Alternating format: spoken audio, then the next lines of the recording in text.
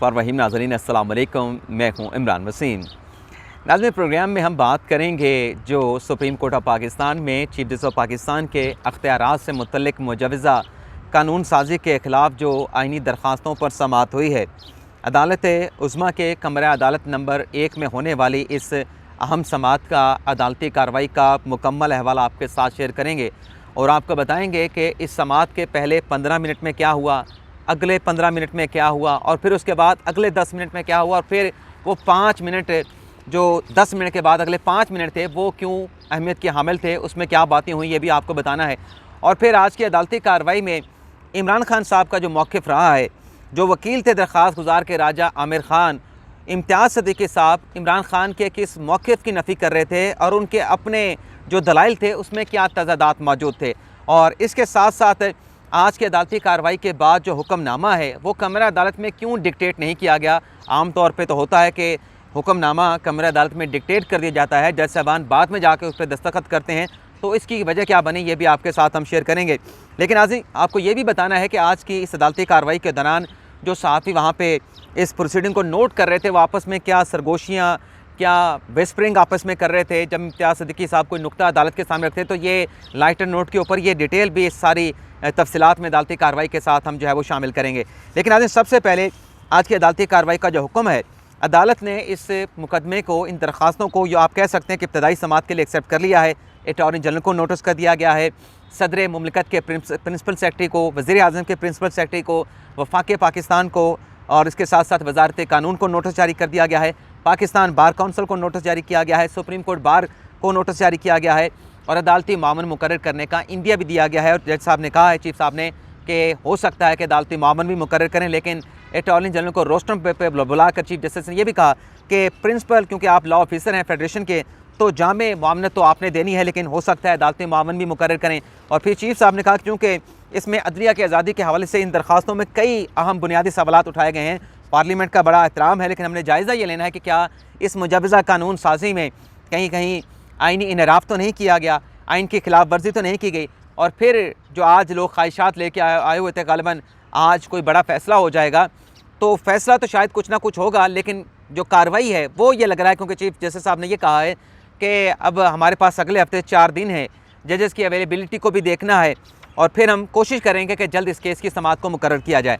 अब यह हुक्मनामा कमरा अदालत में क्यों डिक्टेट नहीं हुआ था, इस हवाले से जो चहम गोइयाँ कमरा अदालत के अंदर हो रही थी, वो गालिबन ऐसा एक तासुर है कि गालिबन जज साहबान में कोई इख्तलाफ होगा, कहीं इख्तलाफ ना पैदा हो जाए कि चीफ साहब कमरा अदालत में ऑर्डर डिक्टेट करें और कानून को सस्पेंड कर दें या वजारत कानून को इसका गज़ट नोटिफिकेशन जारी करने से रोक दें और फिर जब मामला अंदर जाए तो जज साहबान उस पर दस्तखत करने से इनकार कर दें या कोई इख्तलाफी नोट सामने आ जाए या कोई इख्तलाफ सामने आ जाए, तो गालिबन अंदर जाके मुशावरत के साथ जो है ये तहरीरी फ़ैसला जो है वो फ़ैसला तहरीर करने का जो है वो फ़ैसला किया गया है। अब देखते हैं कि तहरीरी फ़ैसला कहा तो गया है कि जल्द आ जाएगा, कब आता है, जैसे आएगा उसकी तफसीलात भी आपके साथ हम शेयर करेंगे। अब आ जाते हैं अदालती कार्रवाई पर हम बात करते हैं।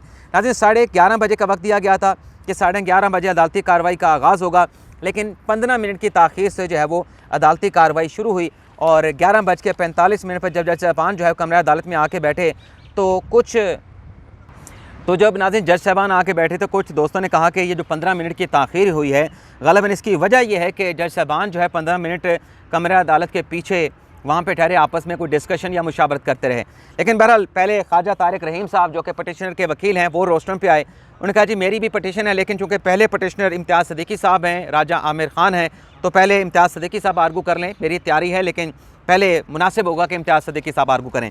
तो इम्तियाज़ सदीक़ी साहब ने जो दलाइल दिए, एक तो उन्होंने अप्रैल 2022 का हवाला दिया जब अदम एतमाद की तहरीक उड़ाई गई और फिर सुप्रीम कोर्ट ने डिप्टी स्पीकर कासिम सूरी की रूलिंग को गैर आइनी गैर कानूनी करार दिया, उसका हवाला दिया कि अप्रैल 2022 से सियासी दर्जा हरारत बढ़ रहा है। और फिर उन्होंने कहा कि जब से असम्बलियों की रेजोल्यूशन हुई है पंजाब और KPK की, उसके बाद सियासी दर्जा हरारत में मज़ीद इजाफा हुआ है।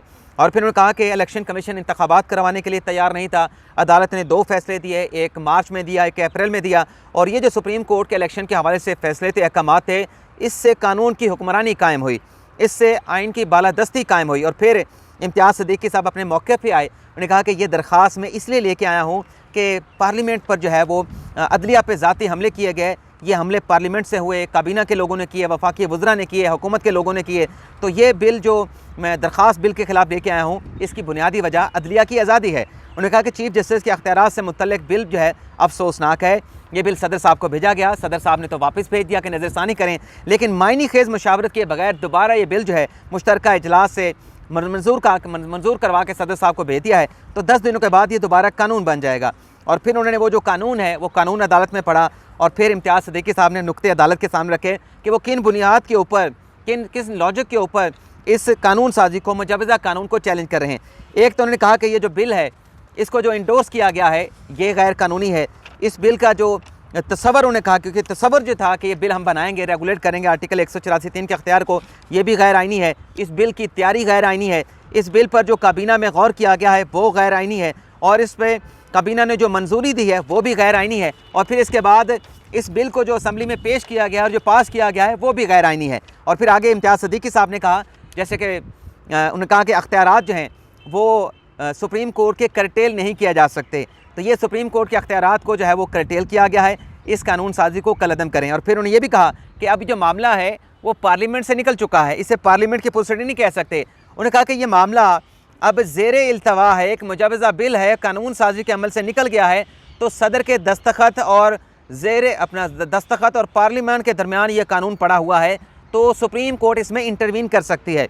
अब यहाँ पे नाज़रीन 15 मिनट ख़त्म हो गए।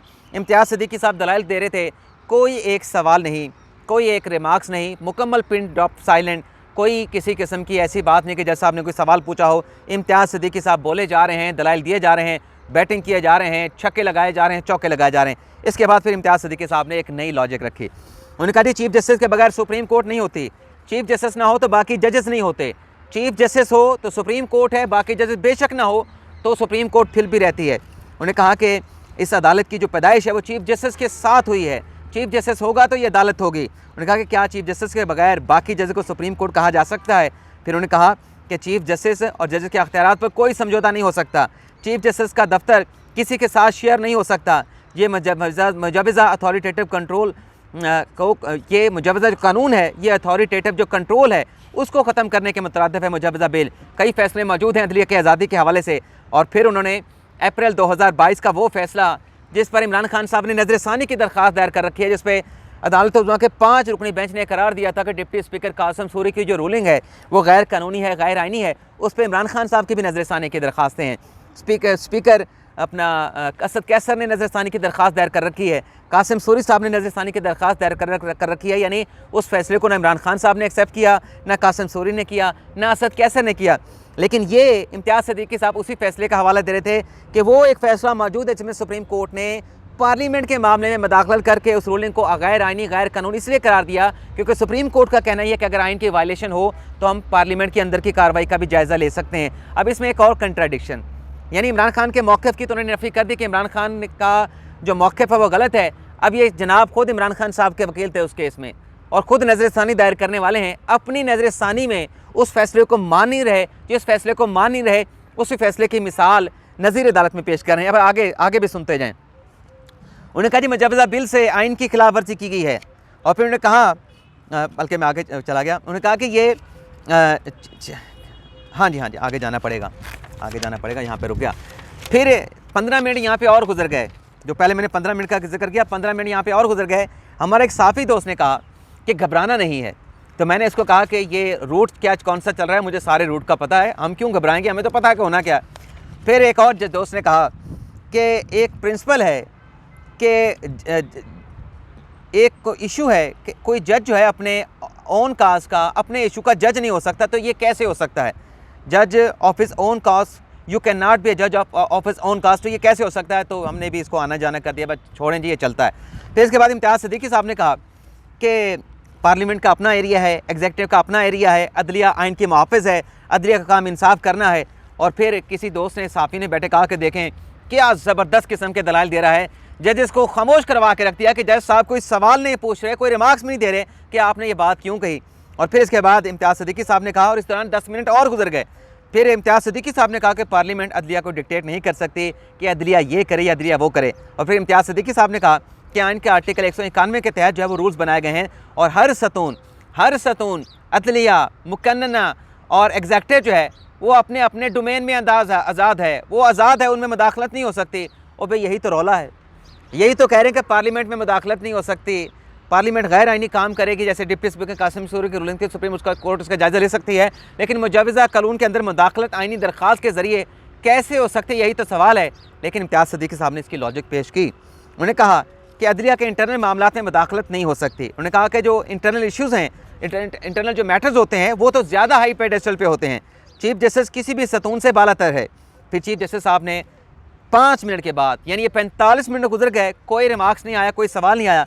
चीफ जस्टिस ने सवाल किया कि आप ये कहना चाह रहे हैं कि पार्लियामेंट को भी तहफ़्फ़ुज़ दिया गया है आइन में, अदलिया को भी तहफ़्फ़ुज़ दिया गया है, एग्जेक्टिव को भी आइन में तहफ़्फ़ुज़ दिया गया है। इम्तियाज़ सिद्दीकी साहब ने कहा कि सुप्रीम कोर्ट के आर्टिकल 191 के तहत अपने रूल्स हैं, उन्हें प्रोटेक्शन हासिल है आइन के तहत।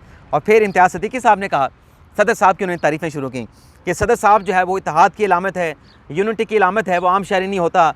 और फिर उन्होंने कहा कि सदर साहब जो है वो फ्लैग बेरियर होता है, सदर साहब जो है सिंबल ऑफ स्टेट होता है, सदर साहब ने जो है वो रियासत के इकाइयों के दरमियान तवाज़ुन रखना होता है। ये सदर मुमलिकत का जब ये बातें कर रहे तो एक दोस्त ने कहा कि यार जितनी तारीफ़ें सदर साहब की कर रहा है, ये सदर साहब का दिमाग ना ख़राब कर दे।